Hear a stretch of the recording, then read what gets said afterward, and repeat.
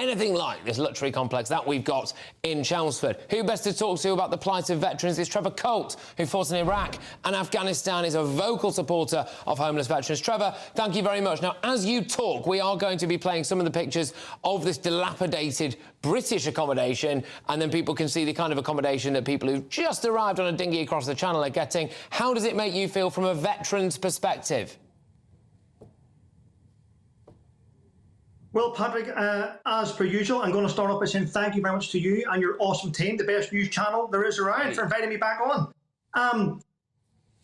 I get infuriated, every time these stories come up, but these are things that we've been fighting, not just in the veterans community, but across the charity sector to try and get our own citizens housed. Now, right now, today, and I'm sure Rishi Sunak will probably deny this, he denies everything, there's over 1.2 million people on a waiting list to get housing in the UK that have paid their taxes and have had jobs and still can't get a house.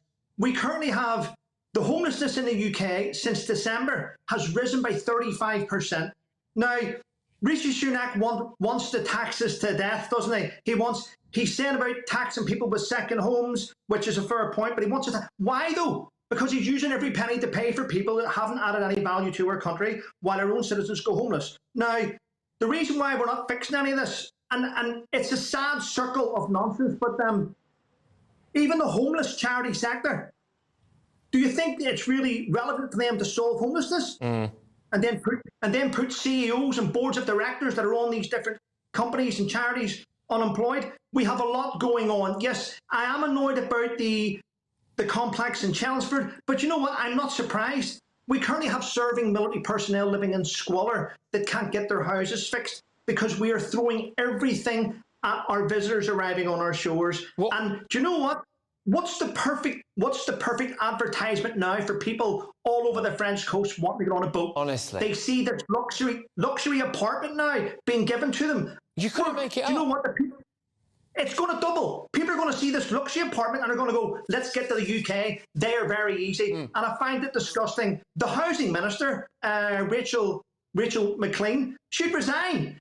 This government has done nothing but destroy our country. Look, there are people in this country at the moment, young people, especially with the renting crisis, etc., who will look at that accommodation there and start to seriously consider, I imagine, going across, getting a boat, coming back, claiming to be from some far-flung corner of the world and desperately hoping they end up in somewhere like they are in Chelmsford. But just, Trevor, can I ask you, you do a lot with the veterans community. What kind of the stories do you hear about homeless veterans there? What kind of accommodation, what kind of situation are they in? Just, I think it's an interesting comparison.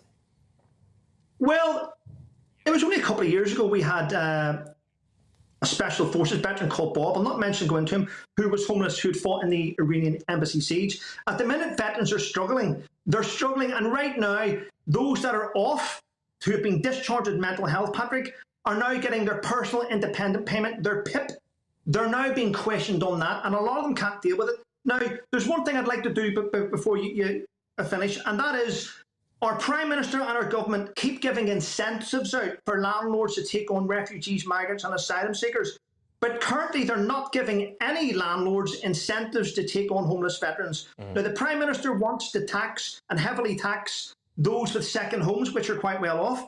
Why doesn't he give those that have second homes, the rich of our country, incentives to take in veterans to look after their property and get them on the property ladder? Because at the minute, we don't see any incentives for our own citizens, but we're seeing many incentives for our foreign visitors, Patrick. Yeah, absolutely spot on. I might even go one step further and start calling for a law that any local council has to have Brits housed first before they are allowed to accept anybody else. But Trevor, thank you very, very much. There's Trevor Colt there, of course, a veteran with a very, very distinguished career in the military, Iraq, Afghanistan, military cross to his name, now doing everything he can to help.